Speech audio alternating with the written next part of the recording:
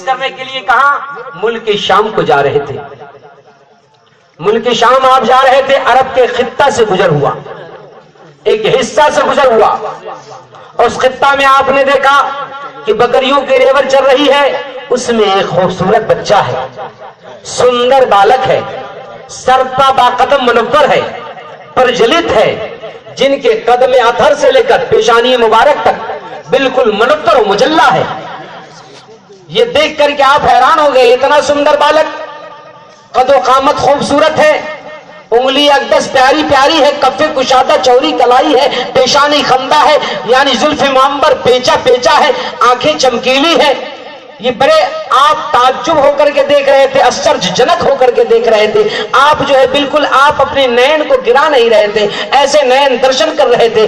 آپ کی پلک جھپک نہیں رہی تھی، آپ کی درشٹی رک نہیں رہی تھی، آپ کی آنکھیں جھک نہیں رہی تھی، آپ بالکل ٹکٹکی باندھ کر کے دیکھ رہے ہیں. اتنا سندر بالک کبھی رتن ہندی بھارت کے اندر نہیں دیکھا، زندگی میں نہیں دیکھا، جس کے قدم بھی چمک رہے ہیں، چہرہ بھی منور ہے، دست شفقت یعنی پتا چلا کف کشادہ بھی منور ہے، یہ سب کچھ خوبصورت ہے اور زلف معمبر پیچا پیچا ہے. یہ دیکھ کر کے حیران نظر آ رہے ہیں، پریشان نظر آ رہے ہیں. چوروں کی بارش ہوئی تھی، بکریاں چھلانگ لگا کر کے پاٹ کو پار کر گیا، نالا کو پار کر گیا. معلوم یہ ہوا، انہوں نے کہا کیا میں آپ کو اٹھا لوں، آپ کو اپنے کاندھے پر بیٹھا لوں؟ کہا جواب کچھ نہیں دیا، بلکہ سر ہلا دیا. میں دوڑ کر کے گیا، سورن شجک سمجھا، میں اپنی زندگی کی معراج سمجھا، میں اپنی زندگی کی کمالات سمجھا، میں اپنی زندگی کے یعنی یہ سمجھا کہ آج میری زندگی کام میں لگ گئی ہے. گیا، میں نے کاندھے پر اٹھا لیا، کچھ دور لے کر کے چلے. اتارنے کی طبیعت نہیں چاہ رہے تھے، کیونکہ جسم چمک بھی رہا تھا اور مہک بھی رہا تھا، مہک بھی رہا تھا. جب میں انہیں اتارا، اترنے کے ساتھ میرے لیے 7 بار انہوں نے کچھ کہا. ان کے جملے کو تو سمجھ نہ پایا، لیکن انگت سمجھ میں آ گئی، باڈی لینگویج کو میں سمجھ لیا. معلوم یہ ہوا، یہ باڈی لینگویج سے معلوم یہ ہوا کہ یہ آشیرواد کر رہے ہیں، دعا کر رہے ہیں، تو آئیے جملہ دے رہے ہیں. پھر ہم وہاں سے شام گئے اور شام جا کر کے بزنس کیے، واپس آئے. اس وقت میری عمر 50 سال کی تھی. اور جب میں ہندوستان آ گیا، آنے کے بعد بھٹنڈا کی دھرتی پر بیٹھا تھا. کتاب تو بعد میں دیکھیں گے، اگر آپ کو ان کی زیارت کرنا ہو، ان کے مزارات کو، بھٹنڈا کی دھرتی پر چلے جائیے، پنجاب کی سرزمین پر چلے جائیے، فیروز پور میں چلے جائیے، وہاں آپ آرام فرمائیں. جو بابا رتن ہندی صحابی رسول ہیں، آپ وہاں آرام فرمائیں، آپ وہاں مدفن ہے. پتا چلا بھٹنڈا کی دھرتی پر ہم تھے، اور جب وہاں تھے تو 14ویں کے چاند کو دیکھا، پونم والا چندرما کو دیکھا، یعنی 14ویں کے چاند کو دیکھا، منور چاند کو دیکھا، چمکتا چاند کو دیکھا. اور جب دیکھا، اچانک دیکھا کہ چاند ٹکڑا ہوا، آدھا ادھر آدھا ادھر ہو گیا. پھر میں نے دیکھا یکجا ہو گیا، طبیعت مچل گئی، میں تڑپ گیا، میں حیران ہو گیا کہ چاند ٹکڑا کیسے ہو گیا، پھر یکجا کیسے ہو گیا، سنجکت کیسے ہو گیا، یعنی الگ الگ ہو گیا تھا، پھر اکٹھا کیسے ہو گیا. معلوم ہے اس کی تفتیش میں ہم لگ گئے، اس کی جب پوچھ تاچھ میں لگ گئے. جب اس کے تعلق سے میں نے لوگوں سے مشورہ کیا، سب نے یہی کہا، میں بھی دیکھا، چاند کو ٹکڑا ہوتے ہوئے دیکھا، لیکن یہ معلوم نہیں کیسے ہوا. اسی تفتیش میں لگا رہا.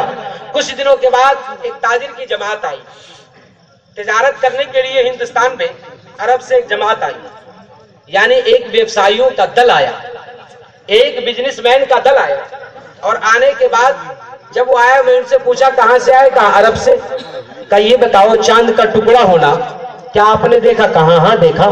کہا یہ ہوا کیسے؟ کہا ہاشمی گھرانہ میں آمنہ کا چاند پیدا ہوا ہے، عبداللہ کا چاند پیدا ہوا ہے، اور ان کے اشارہ سے چاند دو ٹکڑا ہوا. آج وہ 40 سال کا ہو گئے ہیں، اپنے آپ کو نبی آخر الزماں خاتم پیغمبرہ کہہ رہے ہیں. لوگ ان کا کلمہ پڑھ رہا ہے، لوگ ان کے اسلام، ان کے دین میں داخل ہو رہے ہیں، کلمہ پڑھ کر مشرف با اسلام ہو رہے ہیں. جب یہ بات بتائی گئی، کہا یہ بھارت کا شخص، یہ ہندوستانی آدمی عرب کا یاترا کر لیا، عرب کا سفر کر لیا، مکہ میں پہنچا ہے، مکہ والوں سے پوچھتا ہے بتاؤ وہ چاند کا ٹکڑا کرنے والے کون نبی ہے؟ بتاؤ وہ چاند کو جو ٹکڑا کر دیا اس نبی سے ملنا چاہتا ہوں، وہ کون نبی آخر الزماں خاتم پیغمبرہ ہے جو چندرما کو ٹکڑا کر دیا؟ کہا آنے میں بلم کر دیا. اے آنے والے شخص کہاں سے آ رہے ہو؟ کہا بھارت سے آ رہا ہوں، ہند کا یاترا کر کے آ رہا ہوں، ہندوستان سے آ رہا ہوں. کہا آنے میں تم نے بلم کر دی. وہ تو یہاں سے ساملہ چلے گئے ہیں، یہاں سے یاترا کر کے مدینہ چلے گئے، پھر وہاں سے آپ مدینہ کا سفر کر لیا. جب مدینہ میں پہنچے ہیں،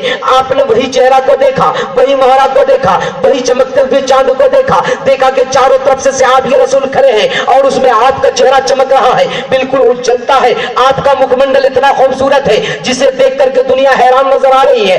آپ ان کے قریب گئے اور کہا بھارت سے آیا ہو, ہندوستان سے آیا ہو, رتن ہندی میرا نام ہے, بتائیے آپ اپنا معجزہ دکھائیے, آپ اپنا لیلا دکھائیے, آپ اپنا راس لیلا بتائیے تاکہ میں بھی آپ کے دین کے اندر داخل ہو جاؤں. کہا سنو تمہارے لیے کیا یہ لیلا کافی نہ ہوگا, تمہارے لیے یہ معجزہ کافی نہ ہوگا جو آج سے 40 سال پہلے میں نے تمہیں یہ کہا تھا, وہ یہ بتایا تھا, تیرے لیے دعا کیا تھا, بارک اللہ فی عمرک, بارک اللہ فی عمرک, 7 بار میں نے یہ کہا تھا چاہے تمہاری عمر 700 سال کی ہو گئی, اتنا کہنا تھا. وہ بھارت کا شخص کلمہ پڑھ کر مشرف با اسلام ہو گیا اور سرکار کی خدمت میں 15 دن تک رہے, پھر اجازت لے کر کے آپ ہندوستان آ گئے.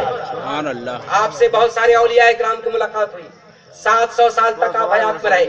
حضرت احمد اللہ خرقانی آپ کا تابع, آپ کے خادم, وہ تابعی رہے. اگر آپ کو دیکھنا ہے ان کا مزار اقدس, یہ بھارت کے پہلا مسلمان ہے جو صحابی رسول ہے. دوستان محترم, اب یہ بات ہو گئی کہ اسلام کا مکمل ہونا. جب اسلام پورا ہو گیا, میچوریٹ ہو گیا, اب ضرورت پڑی 2 سپاہی کی, اب ضرورت پڑی 2 رکشک کی, اب ضرورت پڑے 2 گارڈ کے, اب ضرورت پڑے 2 شاشک کے, اب ضرورت پڑی ہے انوشاسن کرنے والے جو ہند یعنی اسلام کو اخیر تک پہنچاتے رہے. تو گویا جب یہ ضرورت پڑی میرے ملت کے نوجوانوں, اللہ تبارک و تعالیٰ نے ایک کو اللہ کے گھر میں پیدا کر دیا اور دوسرے کو رسول اللہ کے گھر میں پیدا کر دیا. ایک ولایت کا دریا ہے, شجاعت کا دریا ہے, دوسری طرف نفاست و طہارت کا دریا ہے. دونوں کو یکجا کر دیا.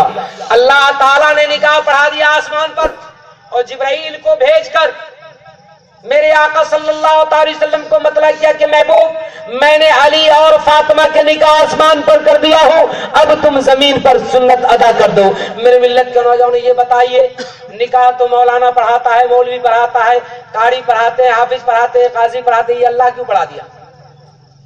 اللہ کیوں پڑھا دیا نکاح؟ تو میرے ملت کے نوجوان سمجھنے کی بات ہے, یہ اس ذات نفوس قدسیہ کی بات ہو رہی ہے جن کے تعلق سے تمام مسلمانوں کے دل میں محبت ہونی چاہیے. اگر وہ محبت نہیں رکھتے ہیں تو گویا معلوم یہ ہوا وہ مومن نہیں ہو سکتا. یہ اس ذات نفوس قدسیہ کی بات ہو رہی ہے کہ گویا اللہ نے نکاح کیوں پڑھا دیا. تو جواب ملتا ہے جو نانی کے گھر میں پیدا ہو, دادی کے گھر میں پیدا ہو, باپ کے گھر میں پیدا ہو, چچا کے گھر میں پیدا ہو, پھوپھو کے گھر میں پیدا ہو, یعنی اپنے خاندان کے گھر میں پیدا ہوتا ہے, اس کا نکاح دنیا والا پڑھاتا ہے. جو اللہ کے گھر میں پیدا ہوتا ہے اس کا نکاح اللہ پڑھاتا ہے. نعرہ تکبیر, نعرہ رسالت, یا رسول اللہ, نعرہ تکبیر, نعرہ رسالت, یا رسول اللہ. میرے آقا صلی اللہ علیہ وسلم حضرت مولا علی کرم اللہ وجہہ الکریم جب پیدا ہوئے, آپ کی خدمت میں جب پیش کیا گیا تو آپ نے اپنا لعاب دہن اس علی کے منہ میں ڈالا, اور اس کا کمال کیا ہو گیا جانتے ہیں؟ نبی کے پردہ کے بعد مولا علی منبر خطابت پر بیٹھے, کہا پوچھو مجھ سے کیا پوچھنا چاہتے ہو, جو چاہو سوال کر لو, انہی ہاؤ, جو چاہو گفتگو کر لو, انارگل جو چاہو پوچھ لو, جو تمہیں آتا ہو علی سے پوچھ لو. پتہ یہ چلا جب تمام علم کے خبر مولا علی رکھتے ہیں, یہ حسنین کریمین اولاد علی ہیں. دوستان محترم, سوال کرنے والا نے سوال کیا کہ بتائیے علی آپ نے اللہ کو دیکھا ہے؟ مولا علی جواب دیتے اللہ کو دیکھنا, خدا کی قسم علی اس وقت نماز نہیں پڑھتا جب تک کہ نماز میں اپنے مولا کو دیکھ نہ لے. علی سجدہ وہی کرتا ہے جب اپنے خدا کا دیدار کرتا ہے. جب نماز میں کھڑے ہو جائے تو علی ایسا کوئی نمازی نہیں, تلوار لے کر اسلام کے لیے کھڑے ہو جائے تو علی جیسا کوئی غازی نہیں, اور فیصلہ کرنے پر مولا علی آ جائے تو علی کے جیسا کوئی قاضی نہیں. وہ مولا علی کی ذات گرامی ہے. یہ 2 دریا جب یکجا ہوا تو وہاں سے 2 گوہر پیدا ہوئے, ایک لولو ہے, ایک مرجان ہے, ایک حسن مصطفیٰ ہے, ایک حضرت امام علی مقام سیدنا امام حسین ہے. دوستان محترم, قرآن اللہ کی نشانیوں کو یاد کرنے کے لیے بتایا, تعظیم کرنے کے لیے بتایا, اور اس کا تعظیم کرنا دل کا تقوی اور دل کا ایمان ہے اللہ کی نشانی. تو اللہ کی نشانی کیا ہے؟ حضرت ابراہیم علیہ السلام جس پتھر پر کھڑے تو ہوئے تھے ابراہیم علیہ السلام، لیکن نشانی اللہ کا. تو اللہ والوں سے اللہ کی نشانی ہے، اللہ والوں سے اللہ کی نشانی ہے. واتخذوا من مقام ابراہیم مصلی. رب نے ارشاد فرمایا مقام ابراہیم کو خانہ کعبہ کے صحن میں رکھا جائے اور اس وقت تک اس کے حج کو مکمل نہ سمجھا جائے گا، قبول نہ کیا جائے گا، قابل قبول نہیں ہے، بارگاہ مقبول نہیں ہے، جب تک کہ مقام ابراہیم میں جا کر وہ 2 رکعت نماز نہ پڑھے. یہ اللہ کی نشانی ہے. کھڑے ابراہیم علیہ السلام ہو رہے ہیں، اللہ والے کھڑے ہو رہے ہیں، اہل اللہ کھڑے ہو رہے ہیں، تو اللہ فرما رہا ہے یہ میری نشانی ہے. اور جس پہاڑ پر حضرت ہاجرہ دوڑ لگا رہی ہے، احرام باندھی رہی ہے، دوڑ لگا رہی ہے حضرت اسماعیل کے پانی کے لیے، اللہ نے کہا یہ بھی میری نشانی میں سے. میری ملت کے نوجوانوں، تو اللہ والوں سے جو باتیں یاد آتی ہے اس کو نشانی رب نے بتا دیا.